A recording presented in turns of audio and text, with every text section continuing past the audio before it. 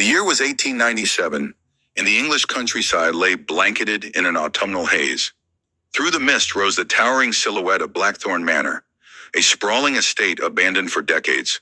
Whispers of ghosts and curses surrounded the manor, yet one man dared to tread its haunted grounds.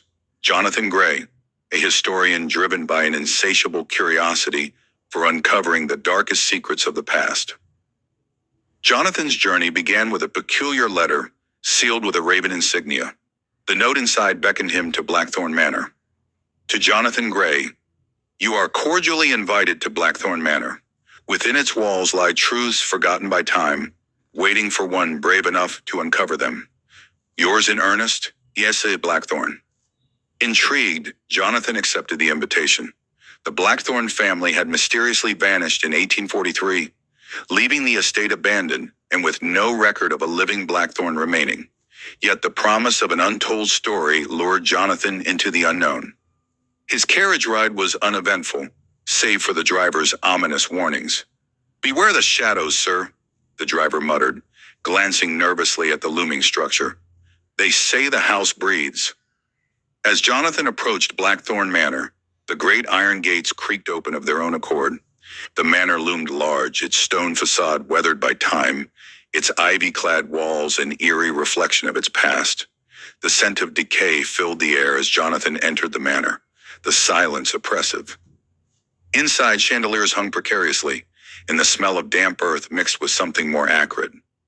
Jonathan lit a lantern and set up quarters in what appeared to be the library, a grand room filled with dust-laden tomes. As the shadows danced on the peeling wallpaper, Jonathan felt an unnerving chill, yet his curiosity pushed him forward. That first night in the manor was restless. Jonathan awoke to the sound of soft weeping echoing through the halls. Following the sound down a corridor, the air grew colder with each step. At the end of the hall, a locked door loomed, and the weeping ceased abruptly.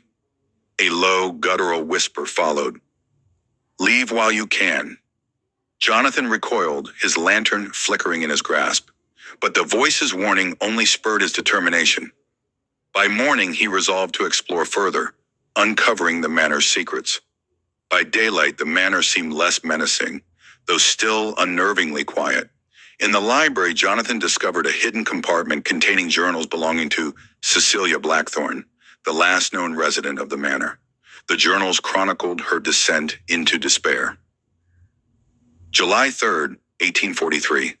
He watches from the mirrors. His eyes are black as coal, his smile sharper than any blade. I hear him at night, whispering promises of eternal life. July 15th, 1843. The children are gone. I begged him to return them, but he only laughed. He says the manor is his now. Jonathan's pulse quickened. Who was he?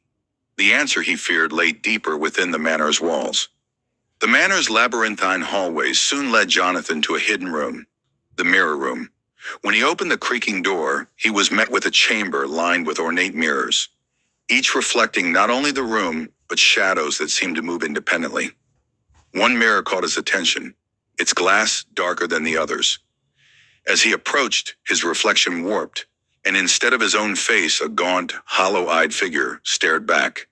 A raspy voice emanated from the mirror. "Jonathan Gray, you have come far, but will you go further?" The mirrors shattered in unison, their shards scattering like malevolent stars. Jonathan fled the room, his heart pounding in his chest, desperate to escape the eerie presence that now seemed to haunt every corner of the manor. That evening, the weeping returned, this time accompanied by a rhythmic tapping. Jonathan followed the sounds to the cellar, a cold, damp labyrinth of stone. At its center, a grand circular chamber stood, and in the center of that chamber, a figure cloaked in shadows loomed.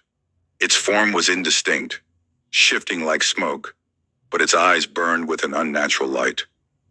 "I am the keeper of Blackthorn," it hissed, "and you, Jonathan, are my latest guest." "What do you want?" Jonathan asked, his voice shaking. "Your soul. In return, I shall grant you knowledge beyond mortal comprehension." The entity's promise was tempting, but the malevolence in the air was undeniable. Jonathan hesitated, knowing that the price of knowledge might be too great to pay. The entity revealed its true form, a towering specter with elongated limbs and a jagged maw. It commanded Jonathan to perform a ritual, tracing ancient symbols carved into the stone floor of the chamber. As Jonathan began to trace the runes, he realized the dark truth. The ritual would bind the entity to the manor forever. It had tricked him into completing the work it could not finish.